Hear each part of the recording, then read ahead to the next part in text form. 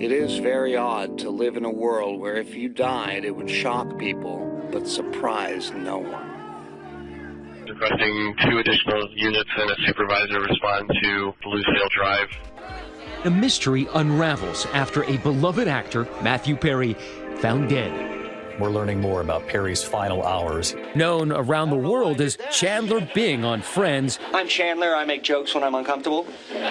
But in one of his last interviews ever, he told Diane Sawyer about the substance abuse disorder that would hold him in its grasp until the very end. How will we know when you're in trouble, when you're not okay? If I say, I'm just going to chill alone at home tonight. Struggling with drugs, alcohol, and ultimately, in his final moments, ketamine, a powerful drug sometimes legally prescribed for mental health treatments. Perry's death igniting a sweeping multi-agency investigation into 2 separate drug rings. Matthew Perry sought treatment for depression and anxiety and went to a local clinic where he became addicted to intravenous ketamine. When clinic doctors refused to increase his dosage, he turned to unscrupulous doctors who saw Perry as a way to make quick money. Do you feel responsible for Matthew Perry's death? Now, less than a month later, disturbing details continue to come to light about what happened in Perry's final days. Another alleged victim, and who will be brought to justice. We're here today with our law enforcement partners to announce federal criminal charges related to the death of the actor, Matthew Perry. His demise ultimately exposing an elaborate web of death, doctors, and dealers. Allegedly distributing at least 70 vials of ketamine, which cost Perry more than $60,000 in the final month of his life. 5 people, including 2 doctors, and Matthew Perry's personal assistant, all arrested. Those involved now facing multiple charges in connection with the actor's ketamine death and face 10 years to life in prison if convicted. We charged 5 defendants in this matter. These defendants took advantage of Mr. Perry's addiction issues to enrich themselves. The defendants include 54-year-old Dr. Mark Chavez from San Diego. Do you have any remorse about what's been going on? 59-year-old Kenneth Iwamasa, Perry's live-in personal assistant, and Eric Fleming, a former movie producer turned drug middleman. 3 of the 5 immediately decided they were pleading guilty. They were working with investigators, flipping on the other 2. The alleged ringleaders are 42-year-old Dr. Salvador Plasencia, Dr. P. The indictment alleges Plasencia himself sold Iwamasa vial after vial.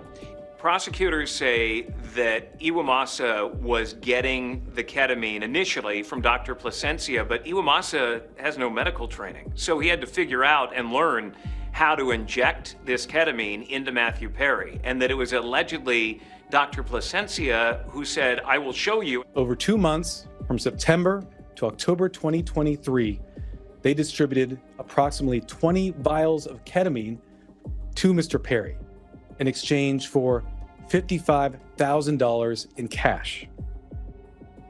Defendant Plasencia saw this as an opportunity to profit off of Mr. Perry. Also indicted Jasveen Sangha, whose customers allegedly dubbed her the ketamine queen. The 41-year-old posting photos on social media depicting her high-end lifestyle. And do you know why she was given the name Ketamine Queen? One can infer based on the fact that she sold 50 vials in 2 weeks to Mr. Perry, very large amount. Sangha and Plasencia both pleaded not guilty. What the indictment seems to show is that he was really a charlatan administering ketamine to Matthew Perry, who was clearly in the throes of addiction. That's what the government's alleging. Whether or not that's what actually happened, we'll have to see if it plays out. Jasveen Sangha's attorney, Mark Garrigo, spoke to Newsweek defending his client. I think all of these so-called urban legends that somehow my client knew Matthew Perry are demonstrably false. After the feds raided Sangha's apartment, they also say they learned of a second victim who died years earlier. That other victim was a person named Cody McLaurin.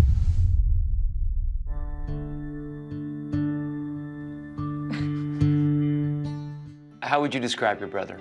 You know, growing up, he was very sweet. He had lots of close friendships, and, you know, he also liked to have a good time. The autopsy report listed his cause of death as acute ketamine, along with heroin, methamphetamine, and cocaine toxicity. When you heard that ketamine was one of the causes of death from the autopsy, were you surprised? Well, yes, because, you know, it's tough to think that something that you've never heard really being a cause of death, or just not common, was a factor for him. Addiction was not something that was a part of Cody's life. Months after he died, the police mailed Kimberly her brother's belongings, including his cell phone, which Kimberly says revealed a disturbing discovery: Cody's text messages with Sangha. You do find something that is very, very suspicious. What do you see? Yeah, so I see messages back and forth between the two of them talking about ketamine and how much she has available, how much it costs. Kimberly decided to text Sangha herself, stating, "The ketamine you sold my brother killed him. It's listed as the cause of death." Is it possible that Cody McClory's death would never have been investigated had it not been for Matthew Perry's death? It's certainly possible, but I will say that we investigate the deaths of many people who are not celebrities. I think there's a shift in terms of how we look at these deaths. We don't blame the victim. We want to vindicate the victim. We want to hold drug dealers accountable for the deaths they cause. When prescribed and administered legally, many doctors and their patients say the results can be groundbreaking. The research is favorable when you're looking at ketamine as a treatment for depression, particularly individuals with resistant depression who don't respond to traditional therapies.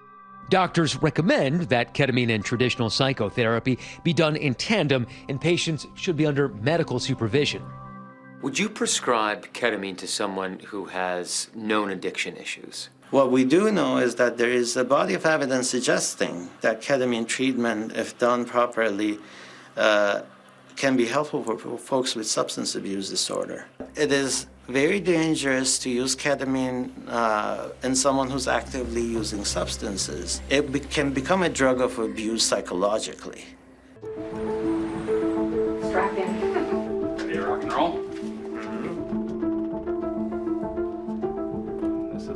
Sebastian is one of the many believers in ketamine therapy. He's come to bespoke treatment run by Dr. Nima Fahimian. Today, he's getting help with his treatment-resistant depression. Take a deep breath. I've been using the same antidepressant for like 12 years and it kind of stopped working at some point. It was really hard to do anything. I would say my depression symptoms have probably reduced by 50% by now, which is good. Our thanks to Matt. Watching that piece reminded me of my own therapist's wisdom. We're all having a hard time with something, he says. And it's been said, the opposite of addiction is not sobriety, it's community. Each of us find and cherish our own community. If you or someone you care about is struggling with thoughts of suicide, substance use, or mental health crisis, text or call the Crisis Lifeline at 988. Free help is available 24/7. For much more on Matt's report, watch What Happened to Matthew Perry on Impact by Nightline, now streaming on Hulu.